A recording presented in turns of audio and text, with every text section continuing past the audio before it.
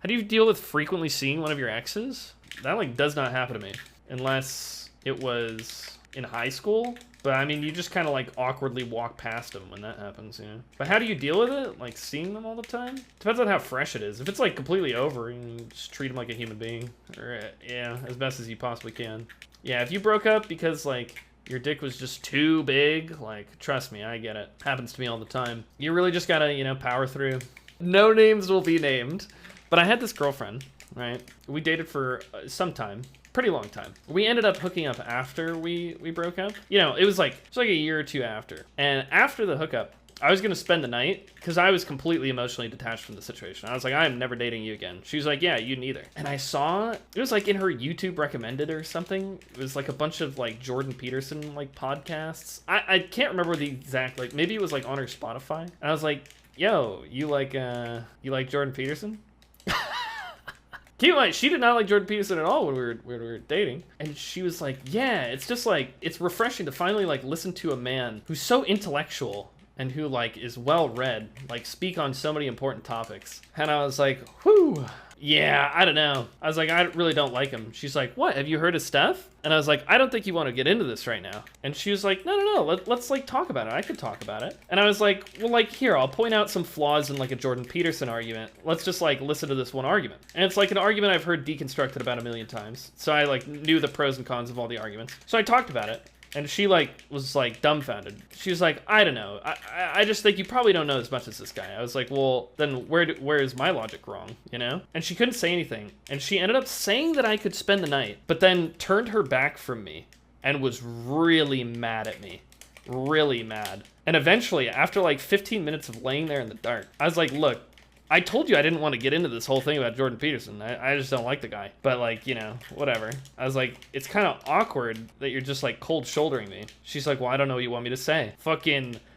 She literally said, I don't know what you want me to say. I put on my pants, I walked out the door. I was like, okay, well, look, I'm gonna go. My girlfriend at the time broke up with me mid-tournament via text. Okay, so what happened to me is I had to do a 6.5-hour drive by myself through the Midwest because I was going to a tournament in Iowa. In fucking Iowa, okay? You drive from Michigan to Iowa, you were on the same road for 400 miles just sitting there, coasting. And my radio in my car was broken.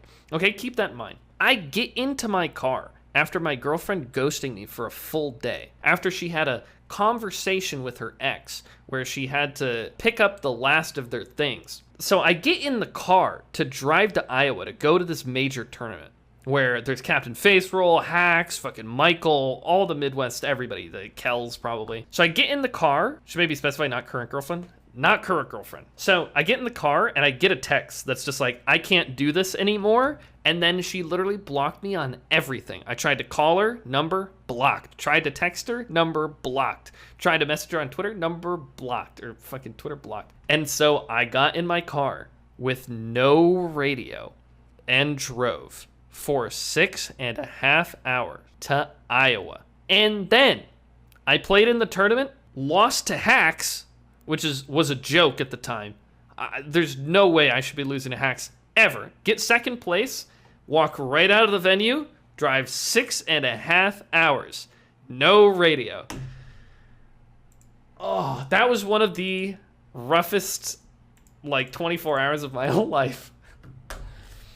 Oh, that was brutal. Do you think Hack sucks versus Falco? Yeah, I think he's not very good versus Falco. Was that when you shaved your head? No, I don't think so. I can't remember when I shaved my head.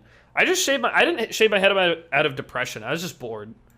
I was literally bored. The story of me getting my haircut's kind of funny too, or shaved, because I went to the haircut person and I was like, yeah, I want like a number 1, just like literally clean shave all over. They're like, you sure? You have a lot of hair.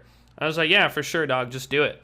And he put the buzzer right down the middle and I started sweating. But I had a straight face on because I can't let the guy know that I'm making a bad decision. I start literally perspirating. And he has to do the whole thing. And I was like, fuck my life, dude. What am I doing? I got home immediately. Actually, I brought a hat with me just in case it looked bad. Put on the hat, didn't take it off for months. It was both 24/7 hat. Yep. Good OS. I've never been ghosted while in a relationship, only by girls I'm talking to. That shit must be horrible. It was awful. My drives are rough when you have shit on your mind. Yep, absolutely. Dude, one of the weird things, I've had like a few pretty good girlfriends in my life, I guess I would say. Good in the sense that they weren't that terrible to me. But I will say almost all of the girls that I have dated that ended up breaking up with me, I don't even know if I want to talk about it, but they were literal psychos. Like literal fucking psychos. And I know that a lot of guys say that. And then the girls are always like, well, of course you're saying that. You must be a douchebag if literally every single girl you dated is a psycho. I think if I tallied it up, I think I have like a 50% plus rate of being cheated on in relationships. 50% plus. But it is bad. I had this one girl that I was dating, and she was talking about her ex-boyfriend. And we drove past her ex-boyfriend's house, and she was like, oh my God, I just want to light it on fire. And I was like, I look over, and she was not laughing. And that was weird. Anyway, I've dated some weird people. That's going to be me in a few months. Yes, I know. She ended up cheating on me. Bummer. What happened to the back scratcher girl? Wait, have I talked about that? She's in a happy relationship. Oh, dating some guy. They go outside all the time together, I think. Are you talking back scratcher girl? Back scratcher girl was actually Jordan Peterson girl. Oh no, the plot thickens. I honestly don't think I've ever felt this bad in my life. This is either the roughest, most confusing period of my life, and it's not a fun time. I have been in confusing and rough periods, and just, keep powering through, okay? I believe in you. Cheating is just when people care about life experiences more than internal consistency. There's probably a little more to it than that, but that's an interesting way to look at it. I'm not releasing any names. I'm not trying to like throw shade at anybody. They all have their own fucking lives, and I'm in a super happy relationship at this point in my life. I love my girlfriend so much. Dear God. She is easily the best human being I know. Anyway, I had this girl break up with me because she thought I was cheating on her. And she was like, I heard about you with that girl. And I was like, what? And she was like, I know that you're cheating on me. I was like, I'm not cheating on you. I was like, you can look through my phone. You can follow me around. I'm not cheating on you. She's like, I can't believe you do this to me. I could not get through to her. I don't know. It was weird. I don't know, dude. I didn't do it. I promise. On my dead mom's ashes, which I care about. I promise on my dead mom's ashes, I did not cheat on that girl. And she ended up breaking up with me. What the hell is that? But in that exact situation, it's so crazy. What are you supposed to do? Okay, I don't know if you guys are going to hate me forever. Maybe people are going to hate me forever. I have cheated in my life, okay? Keep in mind, I completely understand that the girl I was dating was 1000% the victim of the situation and fucking sucked and I was awful. But it ended up throwing me into such a bad spiral that I almost killed myself because I felt so terrible and guilty about it. It was real bad. So it is never anything that I will ever do ever again, ever. But I did do it. I always feel weird talking about how bad I felt about it because it's like, well, who cares about how I feel about it? I was the douchebag, you know? Maybe realize my girlfriend is a gem, never again. I never cheated on my current girlfriend. Never will. So fuck that version of Ginger. I was 17. So it's been a while. Similar experience with cheating. Did it once, fell into a spiral as well. Yeah, it's not a good thing to do. Turns out. Sounds like 17-year-old behavior. That is probably the worst thing I did as a 17-year-old. Should I just transition? Why do I have melee on the screen? Transition. So the longest I've been single in my life since I had my first girlfriend was 4.5 months. That was the longest I had been single in my life. And I started dating when I was 11. And before that 4.5 month long period, the longest was 2 months. And before that, it was like 3 weeks or something. Doesn't sound so healthy. I don't get what's so unhealthy about it, to be honest with you. To be completely honest with you, I think it's fine. But I know a lot of people think that's pretty weird. It'd be neat being in a relationship right now, but oh man, I am just bad at meeting people. I hear you. I met my girlfriend on Tinder. And if I didn't meet my girlfriend on Tinder, I think I would have been single for the rest of my life. I don't drink, I don't go to parties, I have social anxiety, I literally stay inside all day, every day. There was a pandemic for the last 2 years. I don't know how you're supposed to meet anybody. That's all I got. I'd literally have to be dating somebody that played Melee or is like a fan of Melee. I think it depends on the person, but it's figuring out how you make yourself happy without someone. Here's the thing. I think this whole making yourself happy without someone, figuring that out is horseshit. But I know, I'm not everybody, and everybody's brain processes emotions differently, blah, blah, blah, blah. I think you could figure out how to make yourself happy by yourself while you're in a relationship. I don't think those two things are mutually exclusive. And I like, I can be a depressed person, but I still know like what makes me happy and what my drives are and what passions I have and like all that stuff. Just because I'm like fucking depressed doesn't mean that like I don't deserve to be in a relationship. I don't know. Just need a relationship. It's not wrong to be one of those people. Yeah, that's what I'm saying. Depression pog, let's go. I wouldn't classify myself as like depressed right now. Depends on where your depression comes from. Yeah, again, like I said, I think, all this stuff comes from different people. Bad social anxiety too makes it hard to open up, and I end up spending a lot of time by myself. Yeah, I'm an introvert, so I love spending time by myself. So in that sense, like my social anxiety is like fine, but there are a lot of limiting things within my life that my social anxiety keeps me from doing. I also have a lot of insecurities, which is rough because I have to stare at myself in the face, and I hate doing that. That doesn't feel good. Press about Joey Donuts versus Ben. Trill, why you gotta come in here talking about that? That's where my depression stems from, yeah. My mental's fucking broken as fuck, I swear. I could be feeling fucking depressed, but my brain's like, well, no use just lying in bed all day. Let's get up and get to work or something. Wow. That is crazy. When I'm depressed, I don't eat any food, and I lay in bed for the majority of the day. I think I lost like 15 pounds in some really, really small amount of time not eating. Just like literally being depressed, which is bad. The same way, no matter how depressed I can get, I am mad bored of it after like 2 hours. You guys are crazy. Oh, I'm so jealous. I don't eat. I just chug Red Bulls. Jesus. And late night emotional talks out here. I love talking to chat. And the thing is, I'm just an honest person. So like, I like talking about all this stuff. The thing is, I have my days. Like today was really hard. Today was actually a really hard day on me because I had a lot of work to do and that was really hard. And my sleep fucks me up. My sleep gets me into some bad spots mentally. But eventually, I end up feeling fine. At least for like the past little while. There was a period like 6 months ago where I felt very depressed. Like the most depressed I'd been in a long time. And that stayed for like a month and a half or 2 months. I was really, really down. I try not to show it that much. Well, I talked about it a bit, but... Actually, no, I did talk about it on stream. Now I think about it. Yeah, I did talk about that a lot. I was extremely anxious and depressed at the beginning of summer because I was going to college and my only group of friends is kind of splitting up. That is rough. I didn't really have any IRL friends after I left high school. Pretty easy to find friends in college as long as you're going IRL, to be honest with you, even for like a weirdo like me. But yeah, I had like no friends leaving high school. Everybody I was like friends with in high school were just acquaintances. I have a lot of trauma, TBH, so thinking about the past can sometimes make me depressed. I have a lot of trauma that I need to work through with a therapist. I think trauma makes it sound like a family member died or something, but the truth was, it's a very bad relationship with my parents. That's trauma, my friend. I don't know how you fucking classify trauma, but I'm pretty sure that would classify as at least some sort of trauma. You guys, I talk about mentality a ton, obviously, and part of it's because I understand the struggles of what it's like to deal with a negative mentality. Like, I don't know. I pretty clearly have like, and so does everybody. I won't say that like, and I'm a million times better with my ego than I am from a long time ago, but I have some sort of ego. And like when I'm losing, a lot of that negativity comes out where I'll call somebody like a cheeser and all that stuff. That all stems from insecurities and trauma that I have from my childhood. It's really bad. It separates, like a lot of people dislike me because I've said like a few negative comments, especially in like, negative moments where I've like lost or something.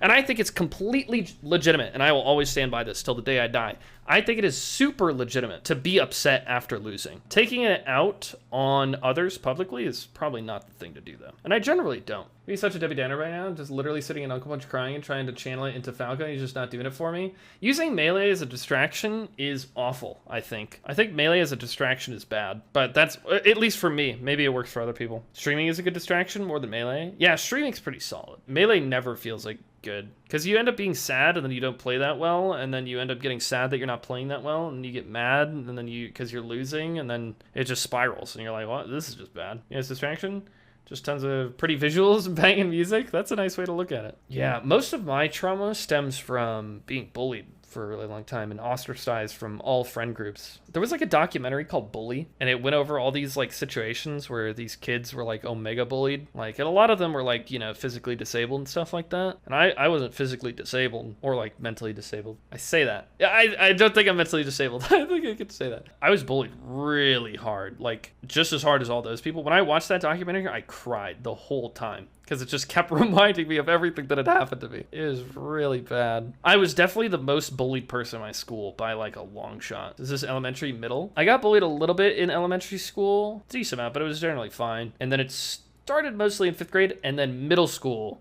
into early high school was brutal. I thought about killing myself every day for like 4 or 5 years straight. I intentionally failed all my classes. Yeah, so what ended up happening to me is I got bullied so hard, I ended up being friends with all of the other people who were getting bullied, all the losers, right? That like had no friends. We were all just like, well, I guess nobody fucking likes us. I guess we'll all just hang out. And then those people bullied me. And then kicked me out of the friend group, said I couldn't hang out with them. They said I couldn't hang out with them because I wouldn't smoke weed with them when I was 13. I was very suicidal a lot of my high school. Yeah, samesies. A lot of college for me, too. I was pretty suicidal for, like, middle school through college.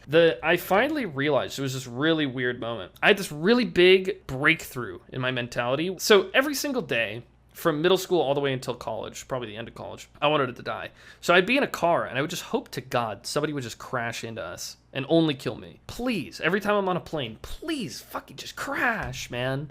Because I didn't want to kill myself. I just love if something else killed me, you know, that'd be convenient. And then I was on a plane, and I was scared that I was gonna die. I was scared that I was gonna die. And I was like, whoa, this is a really weird feeling. I was like, this feels odd. I don't know what this is. And I realized I cared about my life for a second.